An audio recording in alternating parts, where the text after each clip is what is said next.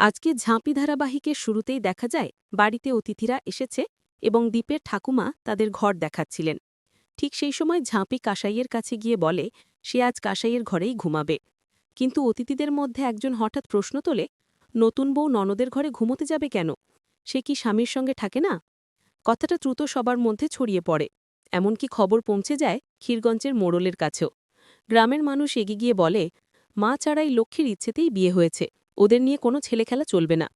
এই কথা শুনে ঠাকুমা উপস্থিত হয়ে বোঝাতে চেষ্টা করেন, দ্বীপ আর ঝাঁপি তো একসাথেই থাকে, শুধু আজ গল্প করার জন্য ননদের ঘরে যাচ্ছিল। কাসাইও ঠাকুমার কথা সমর্থন করে। কিন্তু ক্ষীরগঞ্জের মানুষ কিছুতেই বিশ্বাস করতে চায় না। তারা দ্বীপকে ডেকে পাঠায়। দ্বীপ এলে জেঠিমা প্রশ্ন তোলে, তুমি একা ঘরে গেলে কেন? তোমার বউ অন্য ঘরে কেন? ঠাকুমা রেগে গিয়ে বলে, সবাই একসাথে থাকলেও আজকে অতিথিদের কারণে একটু নিয়ম বদল হয়েছে। শেষ পর্যন্ত তিনি দ্বীপ ও ঝাঁপিকে একসাথে ঘরে যেতে বলেন এবং সবাইকে নির্দেশ দেন যেন কেউ বুঝতে না পারে ওরা আলাদা থাকে। ঠাকুমা বলেন, আজ যদি কিছু গোলমাল হয় তাহলে ক্ষীরগঞ্জের সামনে মান থাকবে না। দ্বীপের মা কিছু বলতে গেলে তার বাবা থামিয়ে দেয়। মা যা বলেছে তাই হবে।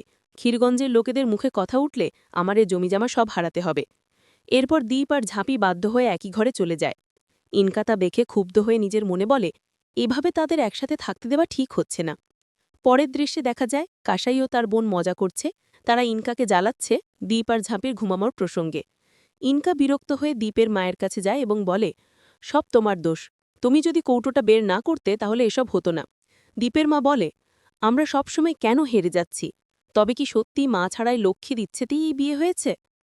ইনকা বলে, এসব কুসংস্কার আমি কিছুতেই বিশ্বাস করি না। অন্যদিকে ঘরে দ্বীপ চুপচাপ বসে থাকে। ঝাঁপি কথা বলতে চাইলে দ্বীপ বলে, আমার কথা বলার ইচ্ছে নেই। বাইরে ইনকা কান পেতে শুনতে চায়, কিন্তু কিছুই শুনতে না পেয়ে কাসাই এসে তাকে ধরে ফেলে। ইনকা রেগে চেঁচিয়ে ওঠে, কিন্তু শেষমেশ লজ্জায় সরে যায়। কাসাই তখন নিজেই আড়ি পাততে শুরু করে। ঘরে দ্বীপ ঝাঁপিকে বলে, তুমি সোফায় শুয়ে পড়ো, আমি খাটে শোবো। ঝাঁপি লেগে গিয়ে বলে, আমি সারাদিন কাজ করেছি, সোফায় ঘুমোতে পারবো না। এত বড় খাট, তুমিও শো, আমি এই পাশে। দ্বীপ রাজি না হলে দুজনের মধ্যে টানা হ্যাচড়া শুরু হয়। হঠাৎ তারা দুজনে বিছানায় পড়ে যায়। লাইট ওপরে পড়ে যায়, একটা বড় আওয়াজ হয়। বাইরে কাসাই ভাবে নিশ্চয়ই ভেতরে রোম্যান্স চলছে। খুশিতে সে লাফিয়ে ওঠে। ঘরের ভিতর ঝাঁপি আঘাত পায়, গলায় রক্ত বেরোয়। দ্বীপ তৎক্ষণাৎ ওষুধ এনে লাগিয়ে দেয়।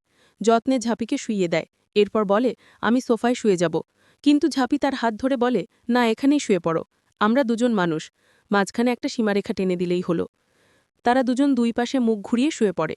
সকালে ঝাঁপি ঘুম ভাঙলে দ্বীপকে দেখে মনে মনে ভাবে, তোমাকে আজ কত শান্ত লাগছে, জানি না আর কবে এমন দেখতে পাব। ঠিক সেই সময় দরজা খুলতেই সামনে ইনকা এসে দাঁড়ায়। ইনকার চোখ পড়ে ঝাঁপির গলায়, সেখানে আঘাতের দাগ স্পষ্ট দেখা যায়।